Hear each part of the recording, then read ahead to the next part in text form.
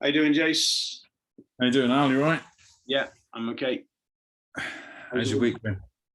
Yeah, better than yours, by the sounds of it. So Yeah. I've been on leave from one of my jobs, so it's been nice just not do a lot, just busy doing nothing. What about you? What about me? Well, unfortunately, my wife broke her arm quite badly on Tuesday night, so she had an operation on Wednesday. So there was a lot of sort of to and fro. I took my son back to university, his new digs in London on Saturday, which was a bit of a nightmare with all the petrol queues, as you can imagine.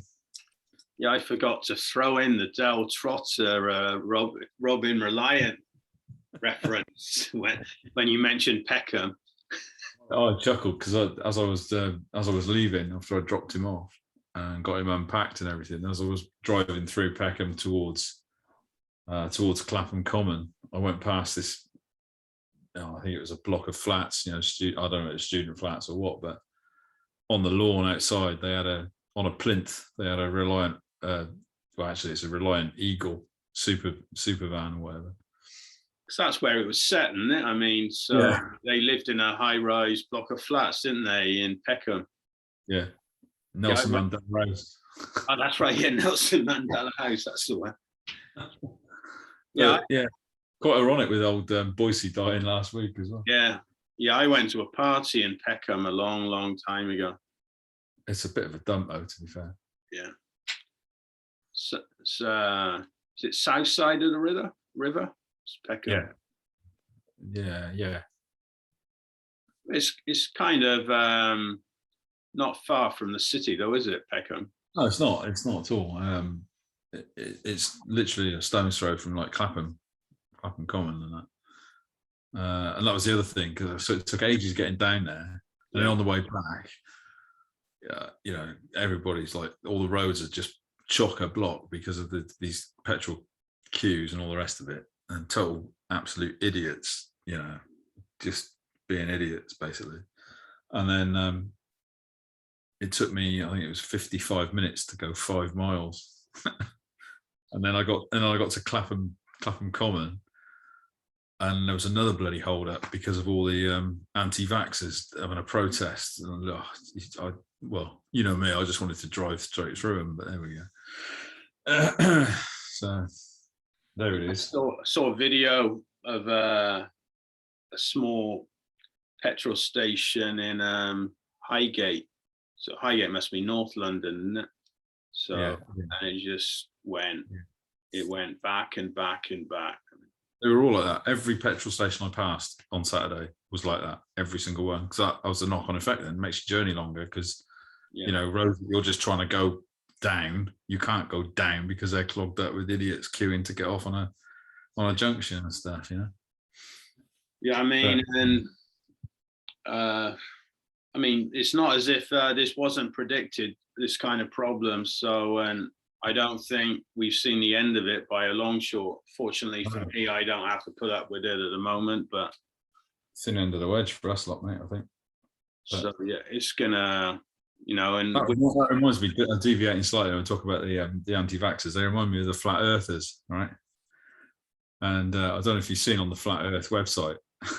I didn't even know there was a Flat Earth website. There is, and actually on the homepage, ironically, it says the Flat Earth Society has members all over the globe.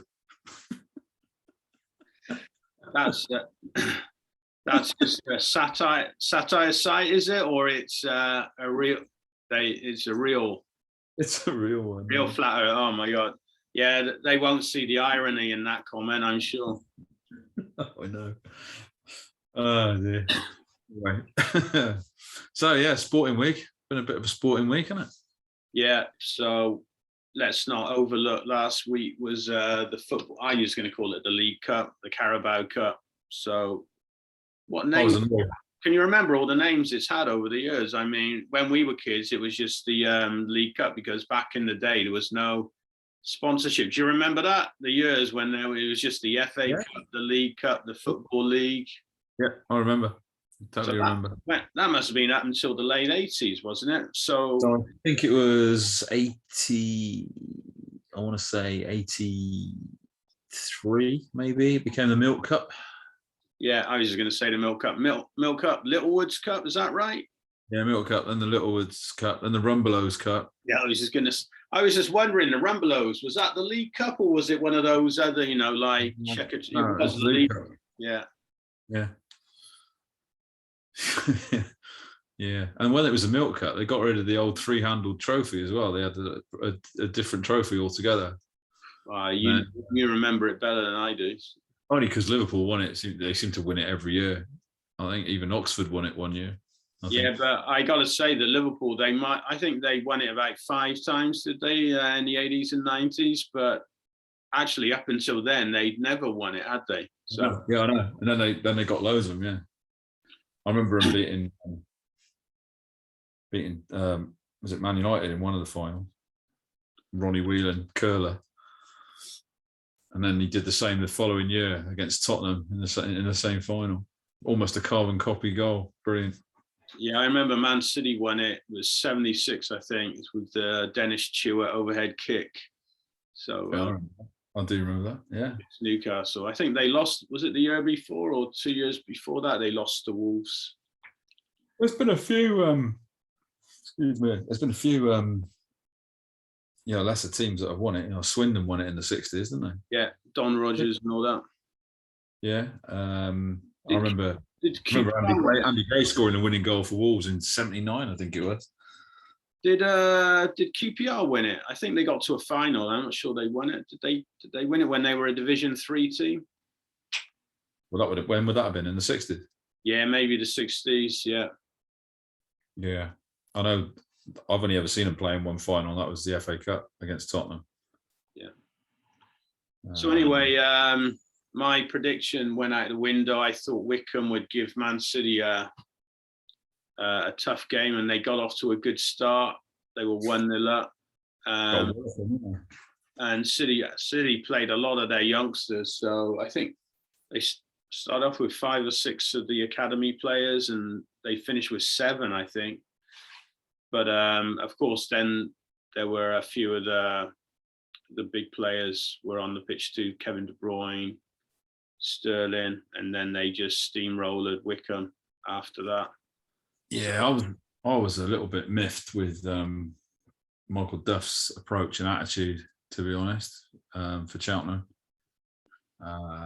He put out a really inexperienced side against Preston.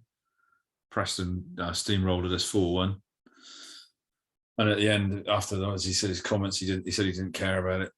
Didn't care about the League Cup. And then the draw, Preston got Liverpool at home. So, it's like, well, maybe if you put a bit of effort into it, we might have had some more coffers into the club, which would have bought you your missing striker that he keeps going on about. Yeah, that's the thing, especially, with some of the Premier League teams as well. They seem to give up on it as well. I mean, they don't have much chance of winning the Premier title or even the FA Cup, but the Football League Cup, with big teams often playing some of their fringe players, that they've got a similar attitude. They don't seem that bothered about them, but you'd think they'd want to put a bit of silverware in the cabinet, wouldn't you? So I think so, yeah. I don't understand. I mean, it's not as if Cheltenham are going to win the European Cup or anything. I mean, you've got to take these. If they're going to struggle, if it means struggling in the league a little bit more, I'd even take. People might hate me for saying this. I'd even take just going down if it meant that Cheltenham went a long way in the Football League Cup, for example, because going a long way in the Football League Cup doesn't come along every week, No, neither do the finances that come with that either. That's right. So yeah, I was a bit miffed, especially we've lost Callum Wright now for 6 months. Yeah. Is it a cruciate? Has he done a cruciate? Well, it's a bad knee injury, I think. But and we've also got Boyle out as well now for a bit. We're going to struggle. We're going to really struggle. Yeah. I mean, I know it's not all about, individuals, but without those two, they're key players, really key players. I think we're going to struggle. Yeah. And, Wycombe, I know Wycombe are top, Wigan rather, are top. Yeah. But we didn't give them any problems on Saturday at all, from what I believe. To be fair, it is the only game that we haven't, looked in it. Yeah. This season. But yeah, I mean, even then, 2-0's not pummeling, is it? So. No. Yeah. No, not permanent. Yeah, I don't know who's their manager these days at Wigan. I don't even know who the manager is. I know Paul Cook was manager for a while. Kenny Jackett. It's not Kenny Jackett, is it? It's still Paul Cook, isn't it? Is it still Paul Cook? I don't know. I'll have a look.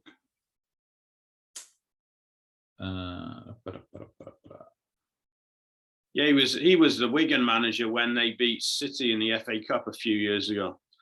In the not in the final, when they played in one of the earlier rounds. Was it Wigan that beat City? I think he was the manager then. What, in the final?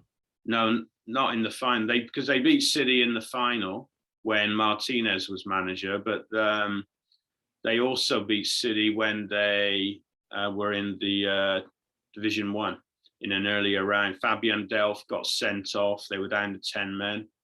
And then the Northern Ireland guy who scores all their goals, I can't remember his name. He got a goal. Yeah, apparently it's somebody called Liam Richardson. All right. Never heard of him. And it's Liam spelled Leam as well. Yeah, I never seen that before. Yeah, so I was a bit out of date there. Anyway, so yeah, Liverpool 3, Brentford 3. What a game that was. Yeah, Brentford, the entertainers. I've seen a few of their games. Also, the atmosphere there, it's like Wadden Road used to be in under the floodlights in midweek. I think you're flattering Wadden Road a little bit. But I know what you mean. But when you're there in the middle of it, so yeah. To me, that's the best under the lights midweek game. You can't beat it, to be honest. Were you there for that game when we beat Norwich 3-2 at home? No. Oh, that was amazing. That was, and we lost on aggregate, but yeah, just beating Norwich 3-2 at home under the lights. That was an amazing atmosphere. That really was. So some good games under the lights. Yeah, I think Jurgen Klopp. You obviously would have preferred the 3 points, but he was pretty pragmatic about it. I mean, you can't take anything away from Brentford, but the true test is, I always say, is the test of time. But you can't knock the start they've had.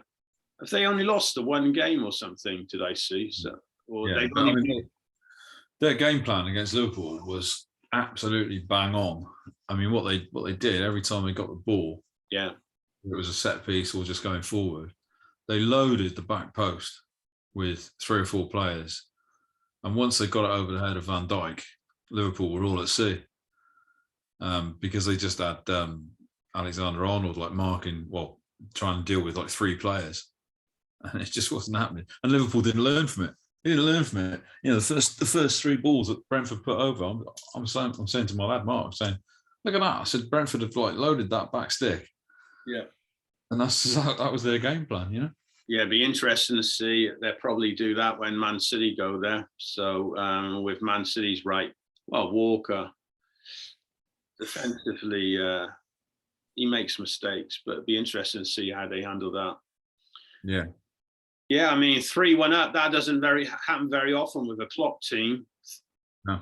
I don't remember it happening before. 2-goal lead, especially to, it seemed like Brentford coming away with a 3-3.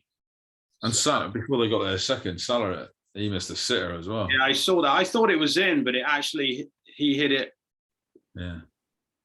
He didn't hit it that hard. He just lifted it, didn't he? And it went out. It was one of those ones that usually they just come down off the bar. It just seemed to keep rising, didn't it? Yeah. That's the beach ball for you. Yeah. Maybe with the old ball, it would have gone in. So, what do you think about Salah, Mane, Firmino? What's he doing these days? He doesn't seem to be getting much game time. Is he injured or is he just out of favour? Firmino? Yeah. Yeah, I think he's a bit out of favour, to be honest. I don't actually rate him, to be fair. I mean, yeah, I suppose it sounds a bit naff, doesn't it? Me sitting on an armchair saying I don't rate Firmino, and yet he's a Brazilian international and all that kind of stuff. But yeah, he's probably a good player, but I just don't think he's as good as everybody makes him out to be. Yeah, I think his goal ratio is not very good, but I think they're missing him when he's at his best, because his vision, his passes,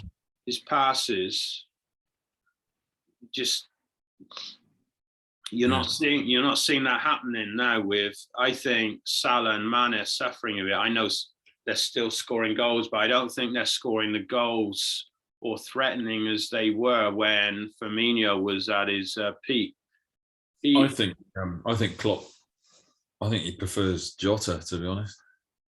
Yeah, Jota's a good player, but I just think on the invention side of things, I think they're missing Firmino at his best. I'm not saying he's still at that level now, but when he was at his best, I think he was the difference maker. He was lethal. So, but you didn't rate Liverpool's chances, but I think they've started impressively myself. They have. Also, if Brighton beat Palace tomorrow night, is it tomorrow or tonight? They go top. Well, actually, Brighton were losing with not long left against Palace, 1-0 Zaha penalty. So tonight. Oh, it finished 1-1. They got a late equaliser. If they'd won, they'd have gone top for the first time in their history. Wow. Yeah, you got to say that Graham Potter last year, maybe it was the foundation, maybe, but they seem to have made progress there. I don't think it's just that with the first team, just the whole club. They seem to have a good setup all round, with the lower levels. If they got a women's team as well, that they just seem to have a good setup there. I'm just reading it now. It was 95th minute equaliser. You don't know. We don't know now, but that point at the end of the season, you don't know how valuable that point could be. Right. So I remember when Man City won the title in 2012. In that season, they were losing, was it 2-0 or 3-1? I think it was 3-1 to Sunderland with 10 minutes to go. And then they got the draw. Yeah. But that point was vital. You got, it's not all about winning. Also, you got to pick up those little bits and pieces as well, Yeah, I mean, I was just looking at the table now. If they're 6 at the moment, but had they won tonight, they would have been top by a point. Yeah, it's a bit tight at the top, isn't it? Yeah. But Everton are in 5th, West Ham 7th, and Aston Villa. I tell you what, Aston Villa look decent at the moment. Yeah, you gotta say, Dean Smith, he's doing a fantastic job there. I mean, they lost Grealish, but I think they've given City maybe they've conceded a lot of goals, but in parts of the games they've played against City, they've played well. Yeah, I'm just also looking at the table as well. In 9th, Brentford. What is that? Jesus. Yeah, I mean, it's early days yet. I mean, let's see. I know that, but you say that. I mean, Leicester are in unfamiliar territory in 13th. And then at the bottom 3, you've got Leeds, Burnley, and Norwich. Played 6, lost 6. Yeah, but when Man City got a Carrow Road, they'll probably turn City over. I don't know about that, man. But I mean, that's looking like relegation fodder with a minus 14 goal difference as well. Yeah, they're looking like they're going down. But you got to say that some of the some of the lesser lights seem to be much tougher propositions these days for the top teams. Oh yeah, I agree. I think the level's definitely gone up. I would say I'm just looking at the table now. Looking at that table, I wouldn't say there's a weak team in there until you get to Norwich. Well, you know, when Man City were in the last 10 years, when they would do a 5-0, it's like, well, you were kind of expecting them to win 5-0. You'd look on the fixture list and you say, well, you got to say they're going to win that game. But these days, I mean, there are not many fixtures where I say, oh, I'm pretty optimistic about that one. No, exactly right. We were talking the other week about Newcastle being sleeping giants and Southampton potentially sleeping giants. Yeah. And they're 16th and 17th, just above the relegation zone. Yeah, I was speaking to my stepdad about Southampton. They always give City a tough game. Always give them a tough game. 3-1-1, didn't they? They were. That was 0-0. Yeah, 0-0. Yeah. And that was the one with the penalty where Armstrong didn't get, or had the penalty decision was overturned, and then City had a goal disallowed at the end. Yeah, rightly so. Yeah, I was going to mention that actually. So, because last season we had the line, so it didn't matter what part of the body was over the line. It could be a fingernail, your hair or whatever. But then they brought in this thick line. Yeah.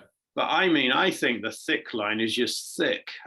I mean, because there still comes a point where it's going to be subjective. But I think with the thick line, it just makes it even more subjective. If you got the thin line, then it's more clear cut.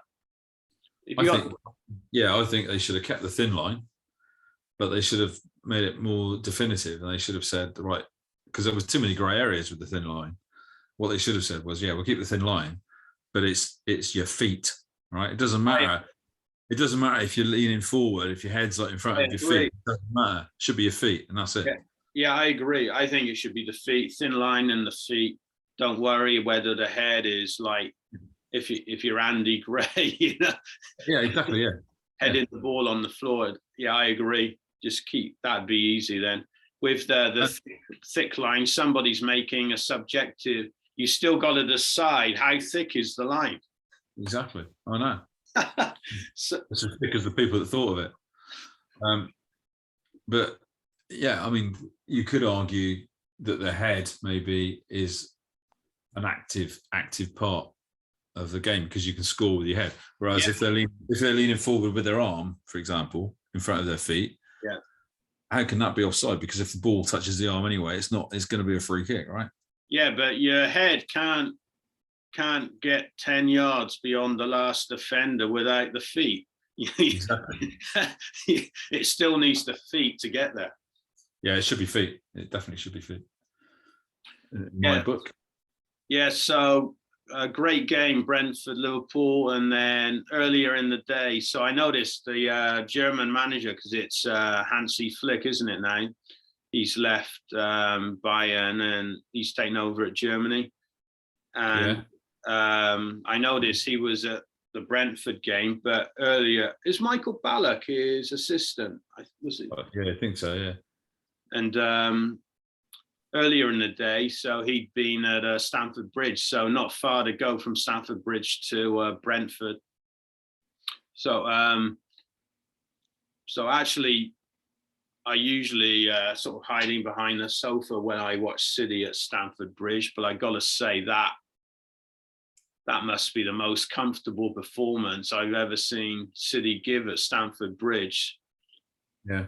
So I don't know whether there was something wrong with Chelsea, or whether just Guardiola got his game plan spot on. I just think it just boils down to the fact that City are a better unit than Chelsea, to be honest. Yeah, they just played they were so well. I mean, played so well. Of course, okay, it's only 1-0 at the end of the day, but they did have a few other chances. But they they were fantastic. I think also Chelsea were missing Mount. When I just thought no Mount, you could sort of see he makes a big difference when he plays for Chelsea. So he's only been a regular in their first team for a season or two, but you could see without him, they were a different team. So a bit like the engine room, isn't he? But you can only play who's put in front of you. So also, I think in the previous league game against Southampton, Fernandinho had been the sort of the defensive midfielder, and although he gets a lot of plaudits, I think he gives the ball away a lot.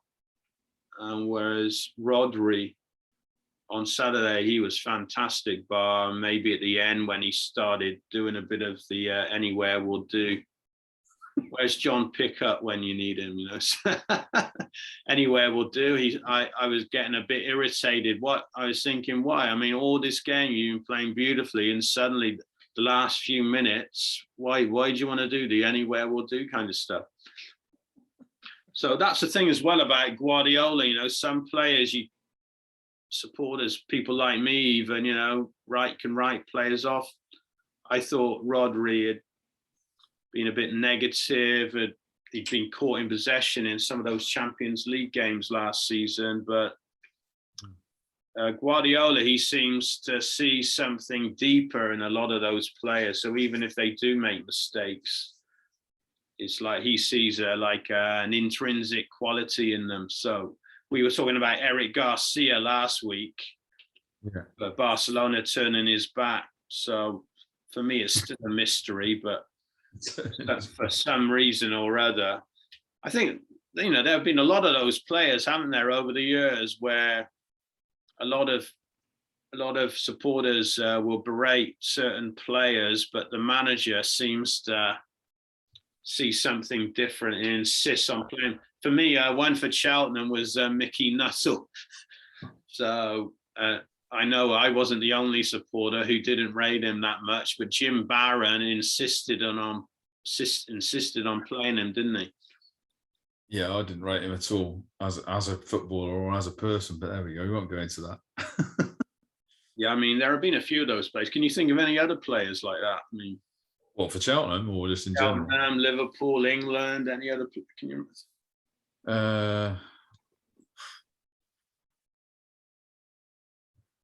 Yeah, there are loads. I mean, I was just trying to think of one that used to spring to mind for England was Peter Shilton. Well, but that's just me. No, that's just me being facetious. Yeah, I think I can kind of see that when he, in his latter days, when he was an old man. But I think in his younger days, I thought he was a fantastic keeper, although like Ray Clements. But I'm sure, even the greatest keepers of all time, even Gordon Banks, I'm sure they made mistakes. It's just that in the televised era, Gordon Banks was kind of like in the early television days, whereas Shilton and Clements was a bit later. So maybe we're overlooking some mistakes that people like Banks might have made. I thought Shilton in his later days, in that semi-final against Germany. Anywhere near it. Like the free kick, and then they were perfect from the penalties. Okay, it was Germany taking the penalties, but they weren't perfect.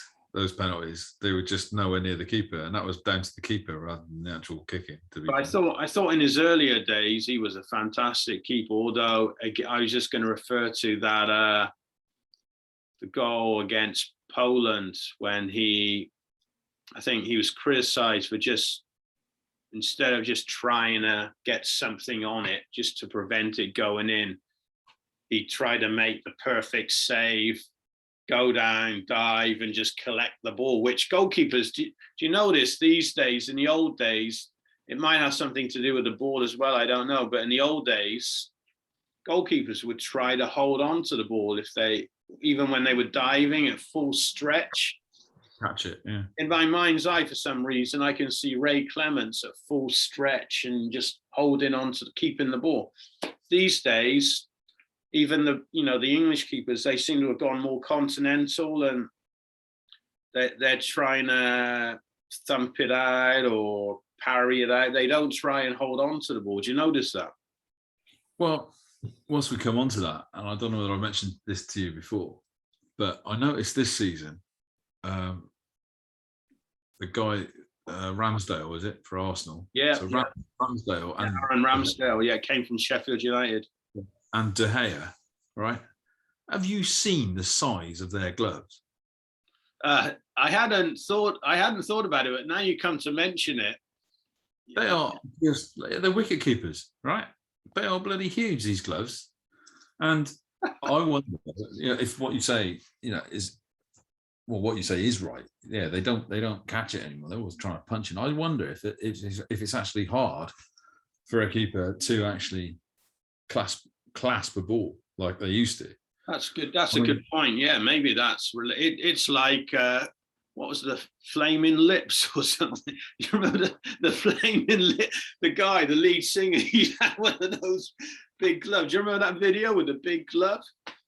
Yeah, I also remember Kenny Everett doing the brotherly love. Yeah, I mean, they're like Flaming Lips, Kenny Everett gloves, aren't they?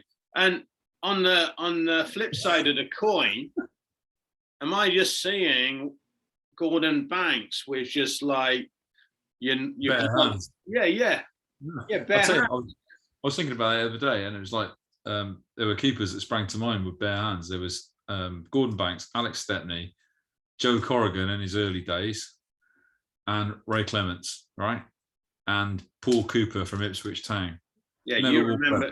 Yeah, you remember better than me. So they never wore gloves for ages. It was only when I think Ray Clements, when he went, I think the first time I saw Ray Clements wear gloves, and he probably did it before, but the first time I remember him wearing gloves was against St Etienne in that European Cup Classic when Fairclough came off the bench. And he had, I don't know if you remember, do you remember at school, the goalkeeping gloves they used to give you? They were like almost like gardening gloves with a little bit of tread on the inside. Do you remember? I don't remember, no. They were, try and Google them, because the old goalkeeping gloves you used to get at school, I'm sure Ray Clements was wearing a pair of those in that game, right? It's like, what are you bothering for? Yeah, going back to what I was saying, I'm just not sure that they can handle the ball with those gloves. I mean, yeah, they can.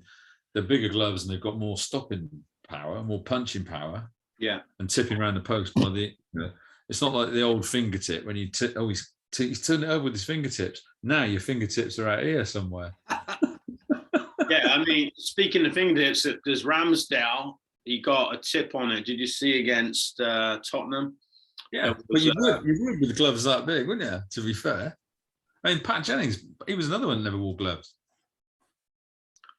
Yeah, so, and also Pat Jennings, he played Gaelic football, so a big part of the game in Gaelic football is jumping high, massive hand to catch the ball that's been kicked high in the sky. Yeah, so the other thing, well, you think of those guys that used to play with bare hands, right? Those balls would sting. They would sting, right? Yeah. Especially on a wet Tuesday night. Well, they'd bend your finger back as well, wouldn't they? So,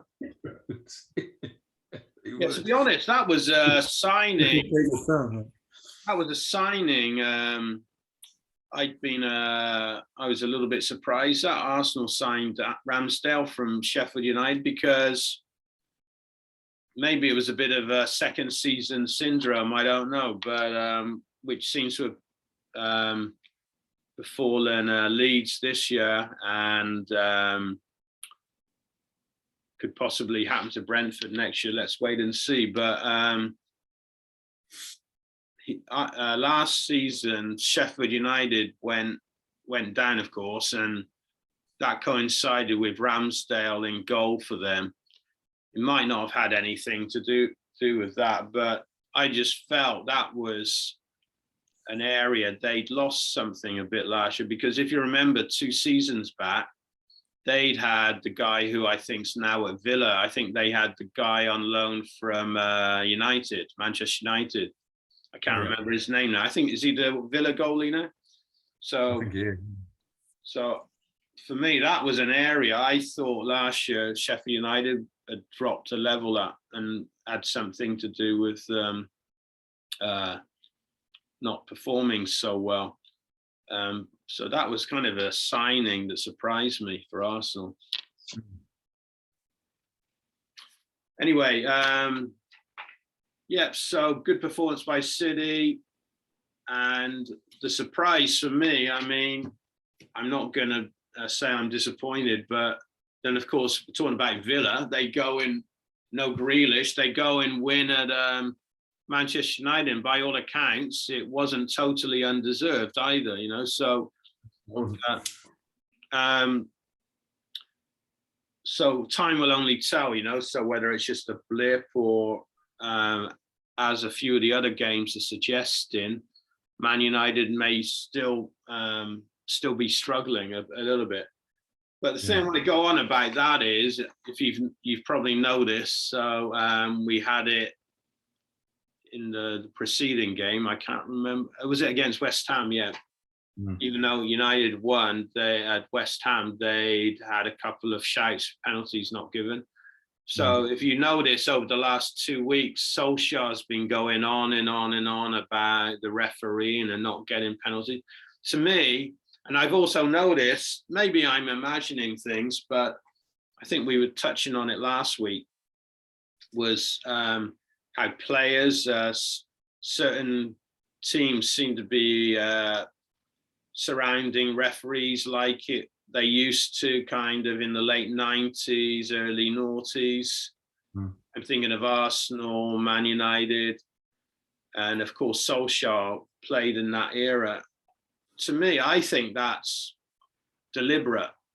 I think it's a deliberate attempt to influence the officiating. So what are your thoughts on his moaning about not getting those penalties? Personally, I don't like to hear it. I don't like to hear managers moaning about stuff like that. But I think he does have a point, up to a point. I did notice with that particular penalty incident, the Villa keeper going up to Fernandes. They were. He was trying to get him out of the way. He was saying to him, "Let Ronaldo take it. I want Ronaldo to take it." Right? And that must have got into Fernandez's head, I think, to be honest. But the other thing I've noticed as well, and it never gets picked up, is when all that stuff kicks off, an awful lot of players will stand on the penalty spot. Yeah. Right, and you can see them digging their feet in and rubbing their feet against. I hadn't noticed that. Yeah. In this instance, but I know it has happened before. Yeah. Yeah, and referees don't look for it. I'd be looking for it. Yeah. I'd be like, get the hell away from that penalty spot. If you're going to crowd me away. You know. Yeah. I get irritated. I'm seeing the referee entertaining it. He's had they're obviously trying to get inside the taker's head. Yeah. And the referee's entertaining it. He's entering into the conversation. Why does there need to be a conversation? It's a penalty, get back. If you're not going to get back, here, take this yellow card, you know. So I also think that what they should bring into the game is before the game starts, the managers should tell the referee who their penalty taker is. So there's no shenanigans, right? And if that player doesn't happen to be on the pitch, like if he gets substituted, there should be a note passed to the fourth official who is the next in line for the penalties, and it should all be pre-decided. Yeah, I have reservations about that. I can see the one side of it. Then it would maybe prevent the kind of problems we've just been talking about. But then what if your nominated penalty taker gets injured, or he's limping, or you know, take him off.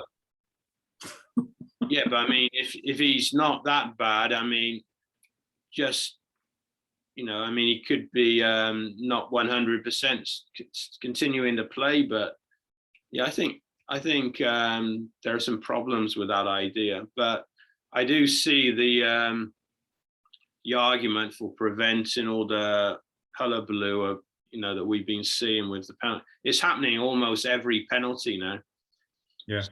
So and you can see they're trying to mess about. And as I said, the referees are entertaining it. That by not doing anything about it, and it's not the only thing. They're just making the problem worse by not doing anything. Here's another thought that I've had over the years: is when a guy gets fouled in the box, yeah, that guy should be the guy that takes the penalty, irrespective of whether he's any good or whatever, right? Because if that's the guy that's going towards goal, and he's the one that's going to be shooting towards goal, right? He's obviously good enough to be, putting a ball in the back of the net. Otherwise, he wouldn't be going for goal. Yeah. And I think whoever is fouled in that box should be the one, obviously, unless they're injured in the foul, right? Yeah. Be the one that steps up to take the penalty. And if he's not capable of taking a penalty, then I think the responsibility should fall to the captain. Yeah, that's an interesting idea. So, but again, there are pitfalls as well, potential pitfalls. I mean, if he's injured or a little bit hurt and will need a few minutes, you're going to you might get the player making out he's injured worse than he is. So the captain has to take the penalty, and then as soon as the penalty's scored, he gets up and he's running around, But yeah, that is an interesting idea. Yeah, so I could see that working, but without the backup, I think. And if you were saying with the other idea, so if they're injured, then just take them off. But if he's fit enough to stay on the pitch, then that person would then take the penalty. Yeah, I think that's an interesting idea. Yeah. Yeah, if he's fit enough to stay on the pitch, then you take the penalty even if you're limping. Yeah. That's a good idea. So I would say. On that, I just think it's a return. I think Ferguson obviously still has a big influence at Man United. So, and although he was obviously a great manager, he didn't leave any card unturned, and I think that extended to trying to influence the referees.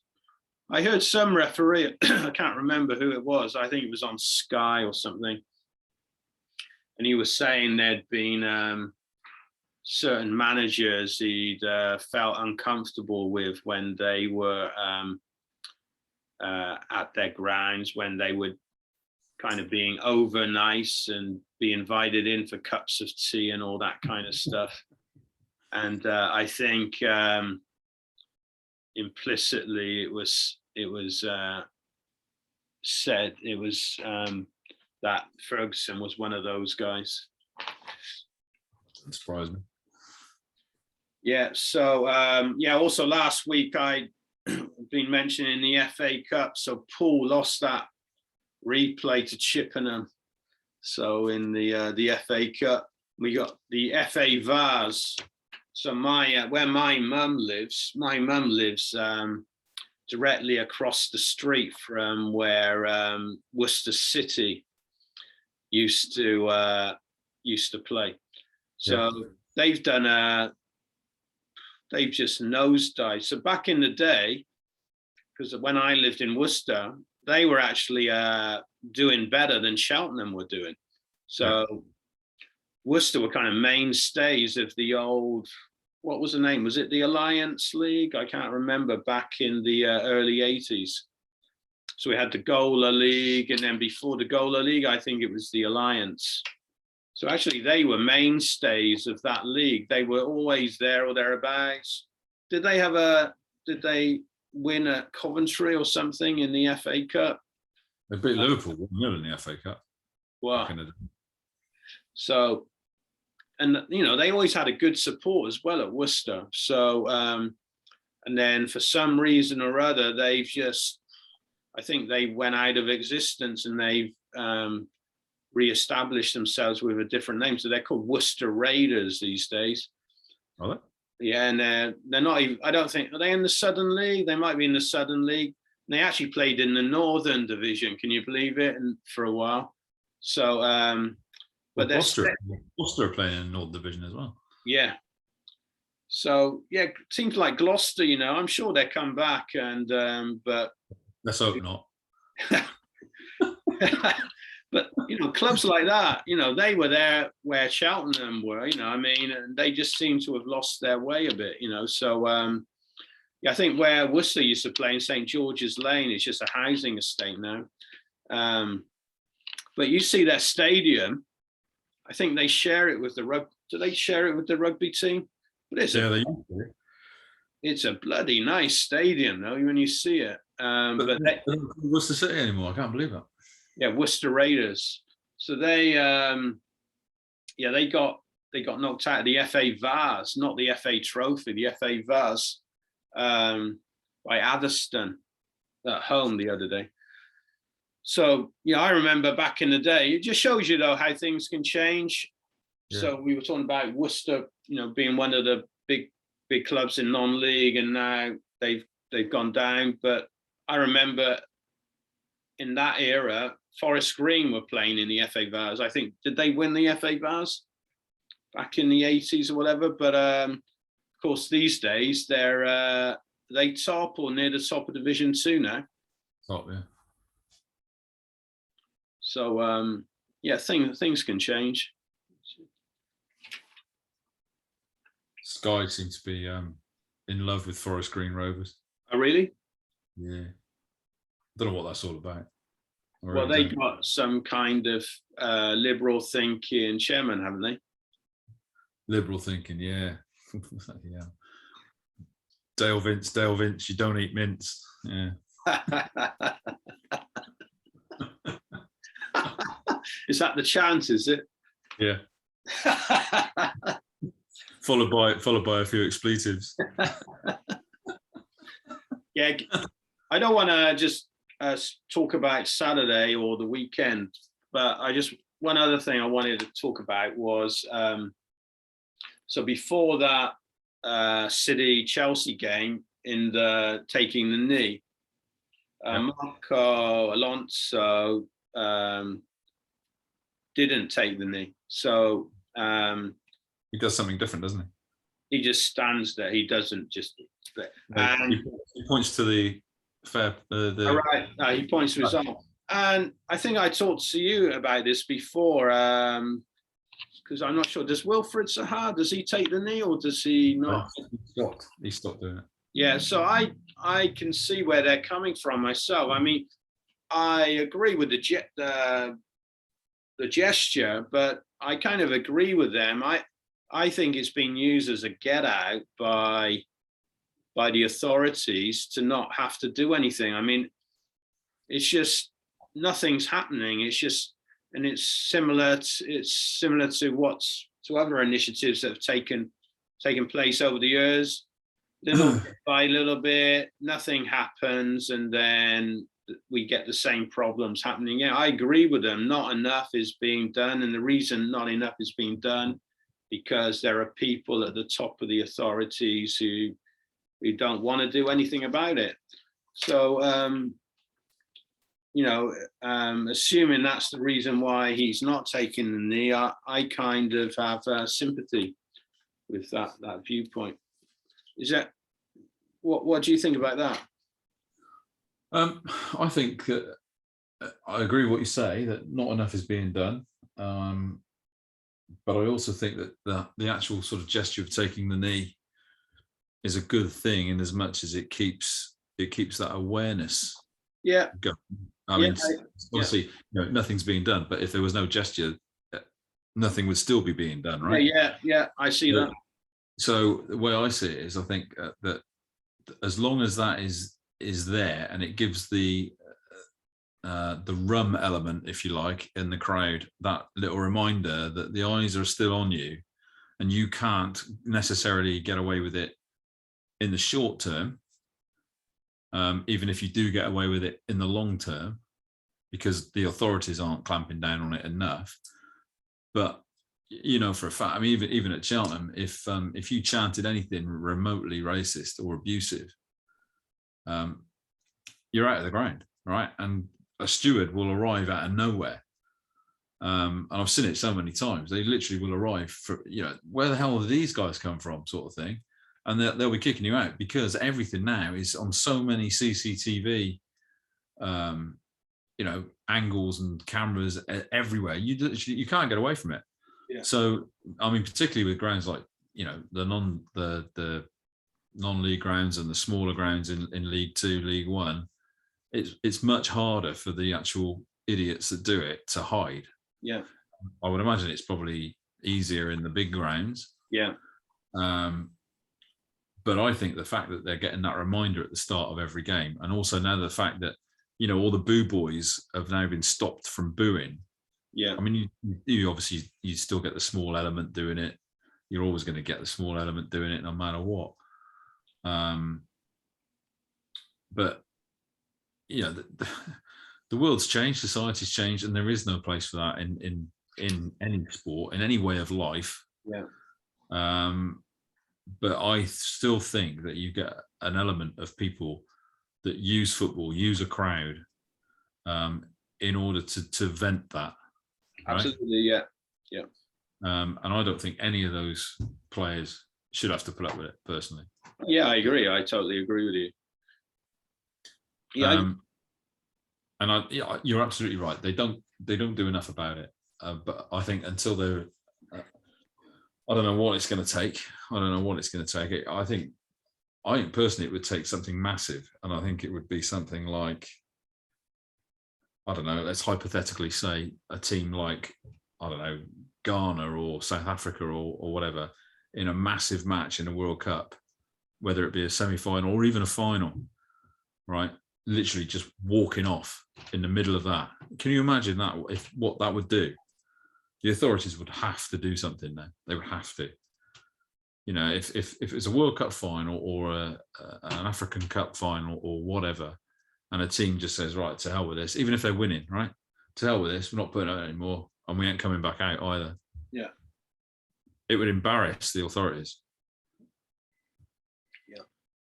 Yeah, I just wonder whether clubs, or in England's case, the FA, have actually identified some of the people who've been booing it and have actually spoken to them or warned them. Do you think that's possible?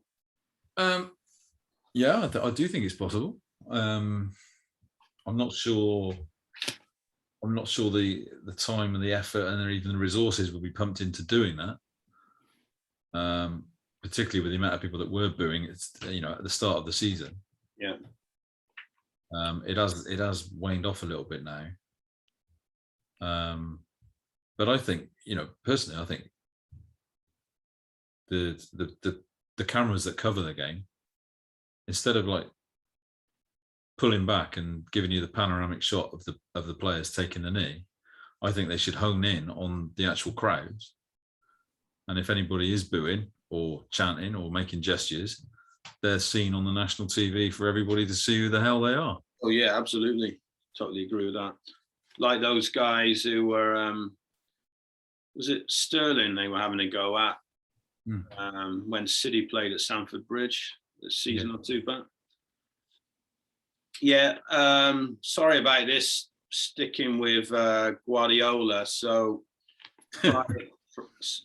prior to the, it was just another thing, another stick to hit him with, I think. I mean, how the media kind of distort things. That's another thing I noticed as well. They did it with Mancini, possibly Pellegrini. Well, it's not only the City managers, it's a lot of any foreign manager.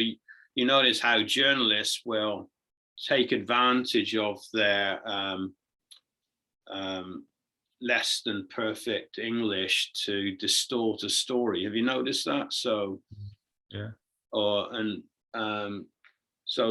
last week, I think it was probably a leading question from a writer. I'm not going to call them a journalist. In some cases, they are journalists, but not all of them are. So, and been asking. I think it was in relation to the League Cup game against Wycombe. So I can't remember whether it was beforehand or after, but he was asked about the young players, and it led into getting the chance to play first team football and so on. And he was saying that staying at the club and playing in the academy, wasn't really of much benefit to them. They needed to be playing that. Even though it would still be League One football, they needed to be playing against Akinfenwa and that week in, week out kind of thing. Mm. I'm not sure he actually referenced having a B team. He might have meant that because some people have been suggesting that there should be some of the big teams should be able to play the B teams in the lower leagues like they do in Spain. Yeah. I'm not sure which other countries do. I think maybe Italy might do that now. Personally, I'm not for that because I agree. I don't often agree with Rory Smith, but he was saying, well, if the big clubs weren't stockpiling all these players, then they would be getting games playing for the other clubs, which I agree with, and Man City are as guilty of that as anybody. So, and if they weren't stockpiling, they wouldn't have enough players for a B team. Yeah, that's right. Yeah. So, so I agree, but yeah. So, how do you feel about that? What, the B team situation? Yeah, I mean, I don't like. Okay, yeah, it would be of benefit to the fringe play or the young players at the big clubs, but it would be to the detriment of the clubs who aren't big. To everybody. I've never been a fan of it in the Spanish league, to be honest. I mean, imagine if you were a player that you were signed to Barcelona and you were just stuck in the B team all the time, right? Yeah. And let's just say you get to the second tier or whatever in that B team, and you walk it. You walk that league, right? Yeah. And you can't get promoted because your A team is in the league above, right? How the hell are you going to feel as a professional footballer? Yeah. I mean, that's the first thing I would think of. I don't think it's right because what all that does is really it just breeds the more affluent clubs to have more playing roster. Yeah. I actually think that every club, I mean, I don't know whether they are, but I think every club in England should be limited to a certain number of players. Yeah. I don't think there's any limit at the moment. If you can afford it within your wage bill structure, you can have as many as you want. Oh, right. Okay. I believe. I think that's the case. But I know there's a limit on wage bills and all the rest of it. Structures and blah blah blah. I think it does vary as you go down the divisions. Yeah. But I just can't see that being good for the game having B teams, to be honest. Yeah, I agree. Almost as bad as having like Rangers and Celtic playing in the Premier League. Well, actually, I've had this discussion before. Personally, I think it'd be bad for Scottish football, but it would be great for the Premier League. Although I wouldn't like all the things that would come with it, like the. Yeah, but would it though? Would it be great for the Premier League? Because let's just, for argument's sake, let's just say, in a football sense, I think it would be good. And do you really think so? Do you think? Do you think? And this is going to be controversial, but do you think that Celtic and Rangers could actually compete in the Premier League? I think they would definitely compete. Okay, maybe they need a little transition period, but I think they would certainly compete and would be a major threat They got we touched on this last week, or was it the week before, when I was saying that, why is it that Celtic and Rangers always seem to just get dumped out of the Champions League very early on against, lesser teams? Yeah, I mean, but they would have, especially with the support they have, they would attract a lot of investment and players who wouldn't wouldn't go to them now because they're playing the Scottish Premier League, would be willing to go to them if they were in the English Premier League. All right. Well, let's put it this way then, right? What happens then if Celtic and Rangers play in the Premier League and then get relegated? Where do they play then? Yeah, then there are problems. Yeah, there are administrative problems. And then you've got to say, well, hold on a minute. So you've got Sunderland and all the teams in the Championship at the moment. And then suddenly Rangers and Celtic just enter directly into the Premier League.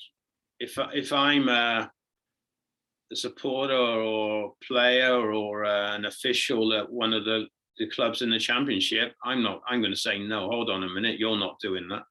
Exactly right. That's exactly my point. If they did get a pass straight into the Premier League because of who they are, somebody at the bottom end of the table is going to suffer. Yeah, that's right. Yeah, you're right.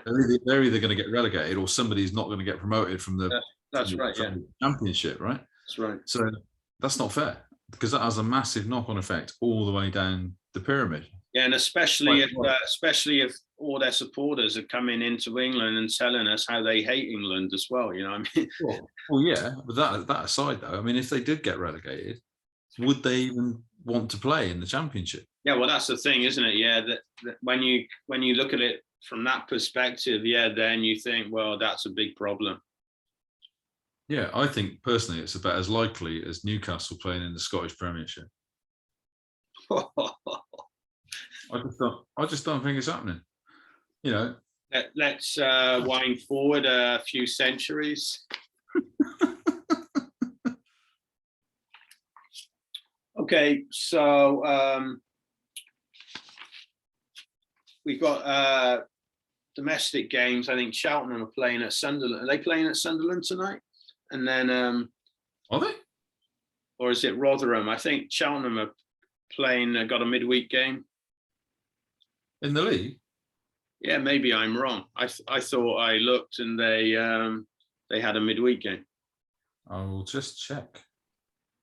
Keep talking while I check. Yeah, so we got the domestic program, midweek domestic program, I think, and then we've also got the Champions League.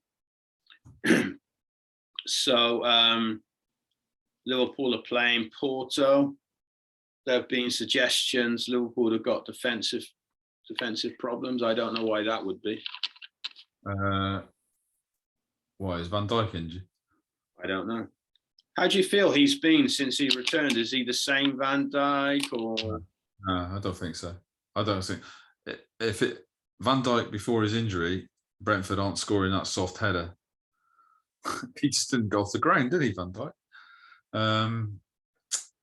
So yeah, Man City are away at PSG. Oh, that's a tasty fixture, isn't it? Yeah. So Messi wasn't available at the weekend, but he's available now. Of course he is, yeah. So that's today for you, tomorrow for me, right?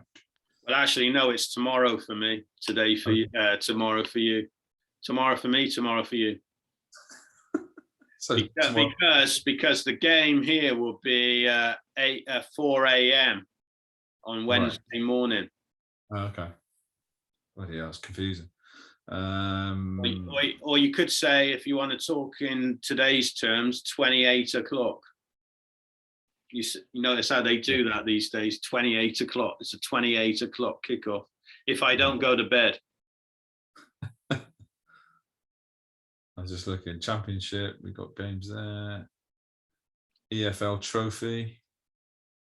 Forest Green against Brighton and Hove Albion. And Forest Green are going to win that as well, right?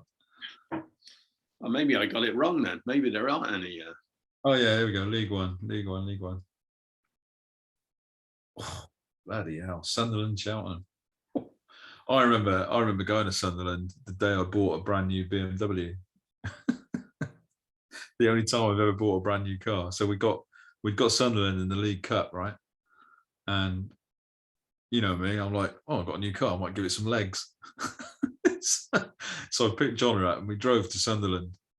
Get to Sunderland and there's nowhere to park, right? And you can imagine it was hell of a drive. It was something like, I don't know, 7 or 8 hours or something ridiculous. Yeah. And we get to not Roker Park, Stadium of Light. We get to the Stadium of Light. Yeah. And we got there about, I don't know, 7:30. You know what John is like as well. We got there for about 7:30 for a 7:45 kickoff. Yeah.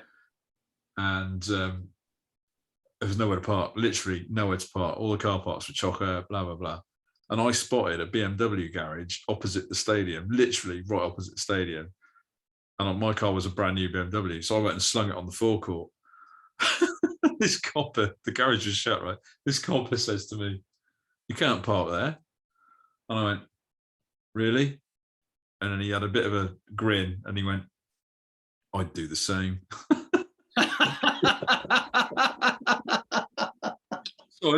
So I left my car. I left my car on the BMW forecourt, and there's all these like at the end of the game, which because it went to extra time, which is what I didn't want with a bloody 7-hour drive back, right?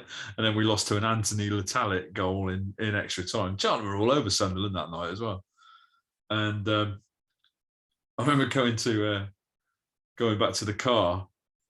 And obviously the traffic was chocker, blah, blah, blah. And it was like people giving me daggers because I literally come out of the ground, gone to the forecourt, got in a car and drove off.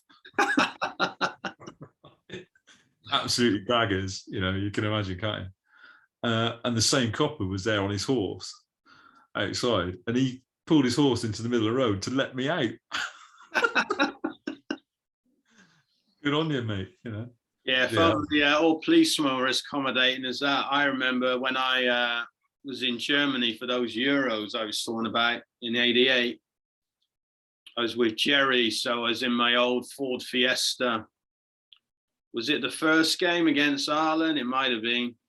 And you can imagine the line of traffic was long. So anyway, we waited to get near to the stadium. And we got near to the ground, and then we realized we were in the wrong stream. So in your Fiesta. And that's a legend, that car. With Germany being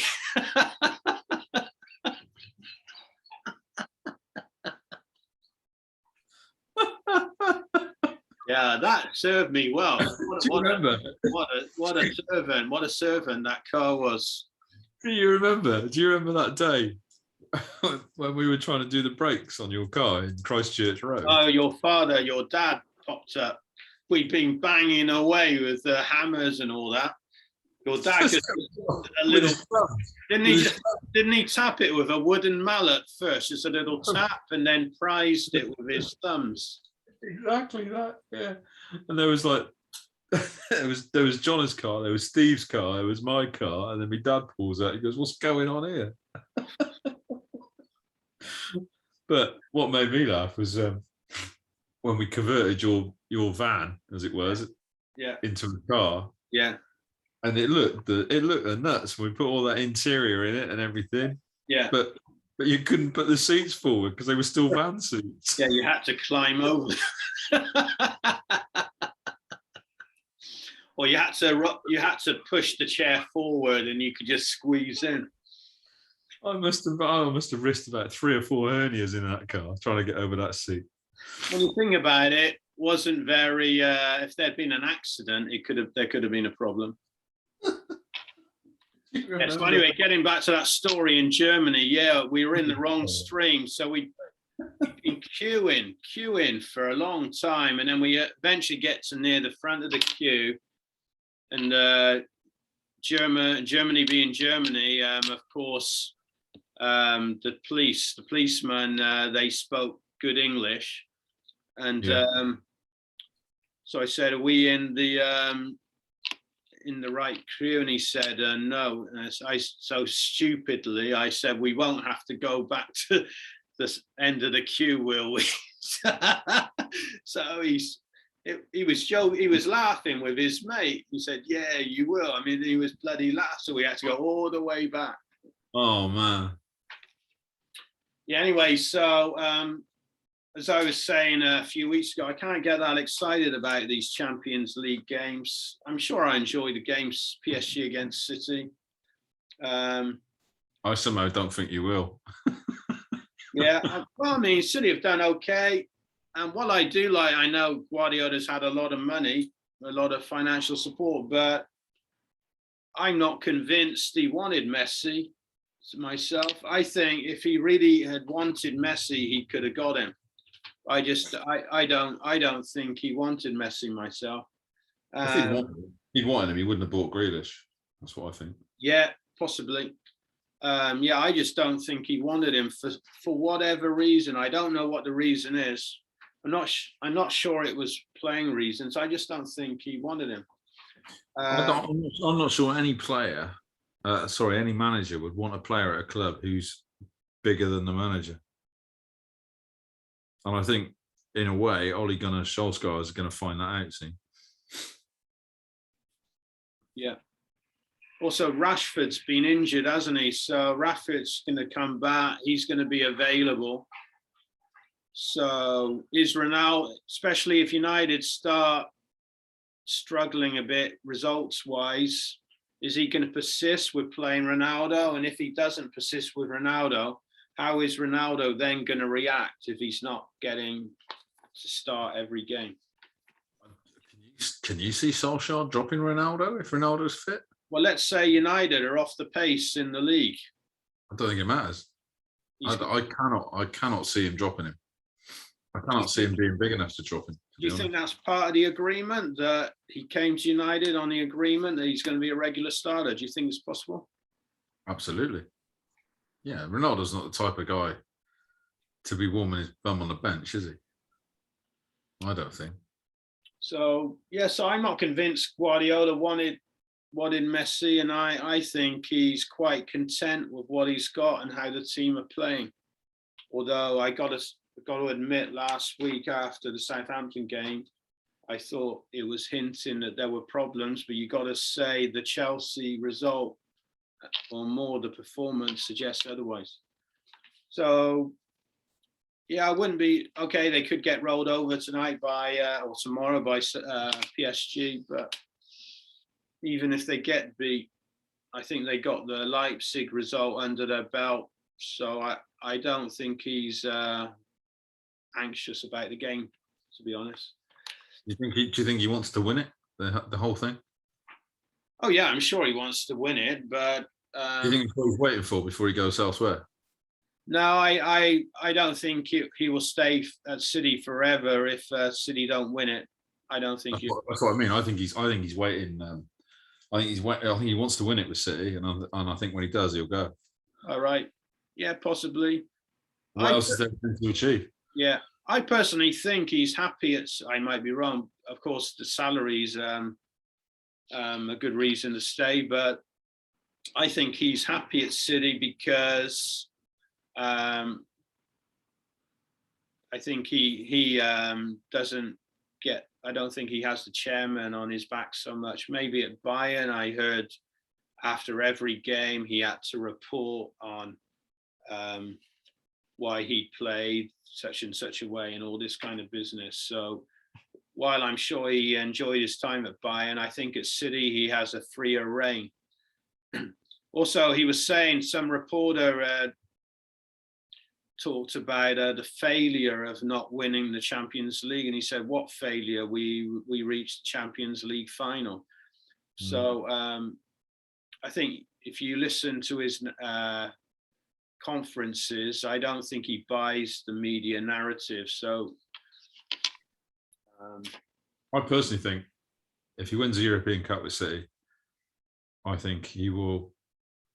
I think he'll leave, but I think he'll go on to manage Spain. Yeah, I've always thought, although a few years ago when there was that bit of momentum for the Catalonian independence. I thought, he might have been fancying being the first Catalonia manager. Yeah, possibly. Although that seems to have died a death a little bit. I just think once he's won the European Cup with City, and I do think it will happen. I have to say, maybe not this year, but I do think it will happen. I think once he's done it, I think the only thing really left for him is winning the World Cup, isn't it? Yeah, but I'm not convinced he'd want to manage Spain myself, especially after what's happened with some of the Catalonian politicians over the last year or two. So I'm not convinced he wants to manage Spain myself. He played for Spain, didn't he? Yeah, he did. I'm not sure. Assuming he does go somewhere else, he could just retire, I guess. But if he went somewhere else, is he going to have what he has at City in terms of having the free reign that he does at City? So he had it at Barcelona, didn't he? No, he had a lot of stress. He said that he won't go back to manage there. So I'm not convinced that's true either. I wouldn't be surprised to see him back at Barcelona. No. But so I'm not sure if he went somewhere else, is he ever going to have the resources, the power that he has at City? I'm not convinced. But also the chief executive, the director of football, they're like the old Barcelona guys. Soriano's the old Barcelona CEO, and Begiristain is his mate, who's the director of football. If he went somewhere else, unless they went with him, he's not going to have them. So, although he did say or suggest a month or so ago that he would be leaving in 23, 24, I think there was a bit more free license with the journalists on reporting that he said he was going to be leaving 23, 24. But I wouldn't be surprised. I'm not saying it's going to happen, but I wouldn't be surprised if he's at City for a good while yet. Because as I say, I just don't think he's going to get what he has at City in many other places, if any other places. Yeah. Maybe you're right. He's still young as well, isn't he? I could see him imagine somebody like Liverpool when Klopp left, but I don't think he would do that, after managing City. I don't think he would move from City to Liverpool, for example. No. So, yes. But then you got to think, in the City group, they got all these clubs. Might he fancy managing New York City or something? Not at the moment, but maybe later on in the future, he might. But you know what he's been like in his playing days? He went off to play in Mexico. He might fancy coming over somewhere like Japan or something. You don't know. No. So, before we go, a few other things, Jase, because I'm running out of time. So, looking forward to the weekend. You might have noticed that City are playing. So they played Chelsea, they're playing PSG, and then at the weekend, they got just another run-of-the-mill game at Anfield on Sunday. Yeah. So, have you thought about that game? Yeah, I think Liverpool's unbeaten run will come to an end, to be honest. Well, personally speaking, I hope you're right, but I'm not convinced. Yeah. So it's always a different. Before last season, City hadn't won there for 20 years or something. I remember that game actually. Because I was living in Ireland, and I think it was a Boxing Day or it was a Christmas period game. Kevin Reeves scored at Anfield early May. I think it was also the game. Was that the game where Joe Corrigan was hit by a bottle from the cop, and then all the cop were they pointed out who had done it and all that kind of stuff.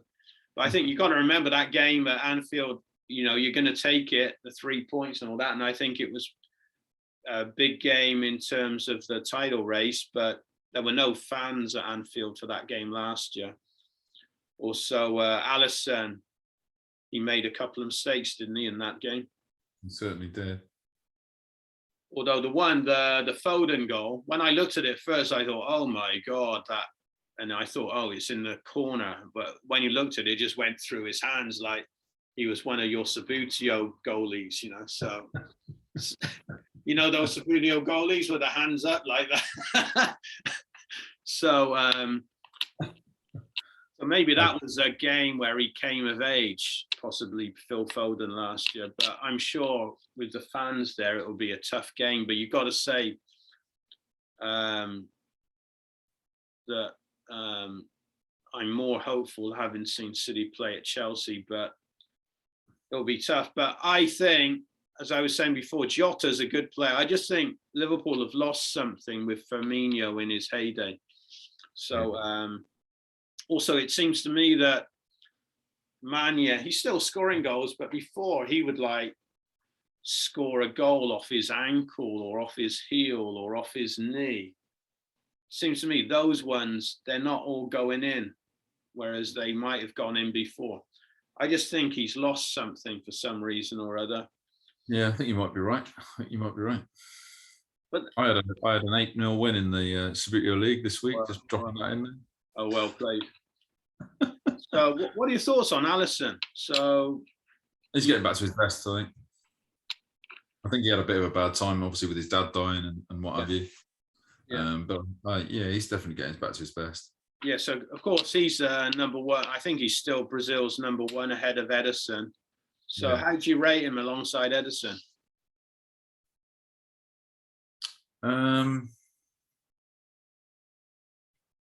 I think he shades it. I think he just shades it. I think there's more to his game. I think he's a better shot. I think he's a better shot stopper than Ederson. But I think he's better on crosses, Ederson, I think. But I think maybe Ederson's improved a bit on his coping with crosses. I thought he was a bit fallible before, a bit weak on crosses. But the coaches seem to have worked on that side of his game. There's not a lot in it between them, but I think Alisson, I think he reads the game a little bit better. Maybe it's because of the, it's, like you say, you can only, beat who's in front of you. But I think a lot depends on the back four you got in front, or the back three that you've got in front of you as well. To be honest, very often the defense can make a goalkeeper look good or bad. And I think if you had Alisson playing for City and you had Ederson playing for Liverpool, I think you'd see two totally different keepers, if you know what I mean. The way that, Ederson reads the game, obviously, because of his defence that he's got in front of him, and Alisson reads the game because of his defence. If Ederson had Van Dijk in front of him, he might read it completely differently, and vice versa. If Alisson had, John Stones in front of him, kind of thing. What about Jordan Henderson? Has he dropped off, or is this game as intense as it was when Liverpool were pressing City and beating? I still think he's getting over that bad injury. Yeah, it kept him out for a while, but I think his intensity is still there, and certainly his drive and his commitment is. He's still a good geezer to have as a captain, I think. I'm not sure about him at international level, I have to say, but certainly in the Liverpool sort of engine room. I mean, for me, his passing always used to be a bit dire. I mean, he was never a Steven Gerrard to ping it, from one corner of the pitch to the other and put it on your feet. But he's doing that now. He's doing it, not much from corner to corner, but he's certainly doing it from side to side. And that little goal that he set up for Jota against Brentford, I mean, that was a Trent Alexander-Arnold cross. That was not a Jordan Henderson cross. But, he's for me, his tenacity's still there. I just like him to shoot a bit more when he gets. Anyway, should be a good game Sunday. So I'm going to call it. I'm going to call it 2-1 City. Yeah, I don't predict results, so I don't know which way it's going to go. So I hope it's a City win. That's the thing I like about Guardiola is I don't know about you, but I'm kind of hiding behind the sofa on these games. He loves them. You know, everybody's behind the sofa. He wants these games. He loves these games. I think, which is one of his strengths. I'm hiding behind the sofa just because Liverpool have got that stupid salmon orange in their shirt now instead of white. So also at the moment, John Stones, I wouldn't say he's out of favour, but Laporte seems to have reasserted himself. So I think it will probably be Laporte and Diaz as a centre pairing, which leads me on to the end. And you've probably not had time to think about it considering what's happened over the last week, but a right-sided centre-back for your all-time 11. So you've got Ray Clements in goal, Daniel Passarella at right back, which I don't think is a bad shot. He scored a phenomenal number of goals. I was looking at it. So just a reminder, my goalkeeper is Devil Sai. For right back, I have Cafu. I forgot about your left back. Your left back was, who was your left back? I can't remember now. I had Maldini. And you, I had Roberto Carlos, didn't I? You had Roberto Carlos. And so what about your right-sided centre-back? Right-sided centre-back. I have been thinking about it. And I think probably for me, I'm going to go with another Argentinian. Bertoni. Who? Bertoni. Bertoni. Which era was he? I don't remember Bertoni. Do you not remember him? Bertoni. No. You got the name. You got the name right. No, I'm gonna have to look at it. I'm gonna look a right idiot now, aren't I? Sounds like an Argentinian Man City fan. No. I'm pretty sure he was the right-sided centre back for Argentina in '78. Oh right, Bertoni. I don't remember him. Bloody hell. Might have got his name wrong.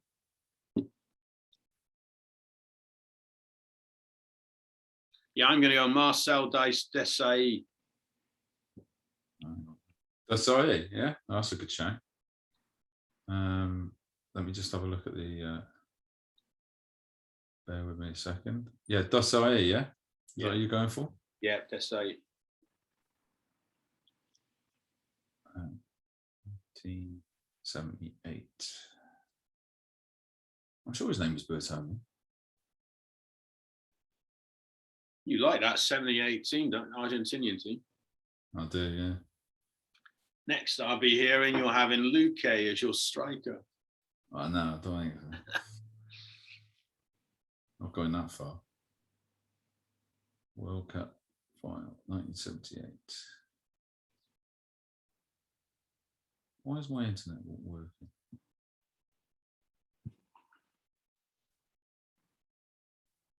Weird. Because I'm not. Bear with me. Sorry. It's okay. World Cup final, 1978. Yeah, just hold on. I'll be back in a minute, Jay. So you keep looking. Yeah, all right, man.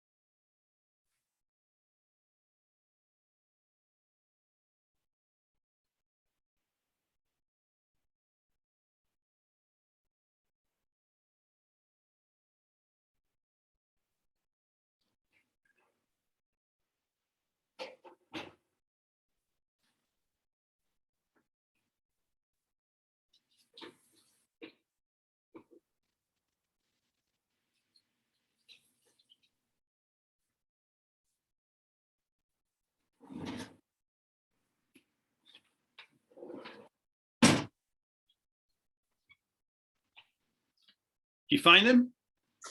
Yeah, but he wasn't actually a centre back, so I'm not going to go with him. Bertoni, I don't remember Bertoni. Wow. He actually scored. He scored in the final. Daniel Bertoni scored. He scored the third goal in extra time. So I'm going to go with my second choice because he was my second choice. But now I know that he was a central defender. I'm going to go with Ruud Krol. Ruud Krol. Okay. Yeah, he was more of a sweeper, but I'm going to stick him in the right side of my defence. Okay then. So you've got Ray Clements, Daniel Passarella, Ruud Krol, Roberto Carlos. Yeah, next week we'll do a left-sided one. Although I'm not sure some of the ones I'm thinking of were so left-sided. So yeah, I know Passarella was a central defender, but I know he did play at right back. All right, okay. So I'm going to have him as my right back. Yeah, I got to go to work, Jase. So let's call it a day there. So I'm currently building a set for Vicar of Dibley, so I'll be going to work doing that tomorrow. All right, yeah. Okay, well, good luck with that. How long's that running for? It starts the 6th of October for a week. So I've built the set. I just need to paint it now. So how long does it take to make a set? I put it up in about 3 days. You do that by yourself, or do you have any help with that? I did it by myself. Wow. I had a bit of help with the Shirley Valentine set, but yeah, this one I've done by myself. So okay. Anyway, well, good luck with that. And if you have time, we'll do this again next week then. Okay, mate. See you, Jase. Yeah, see you, mate. Have a good week.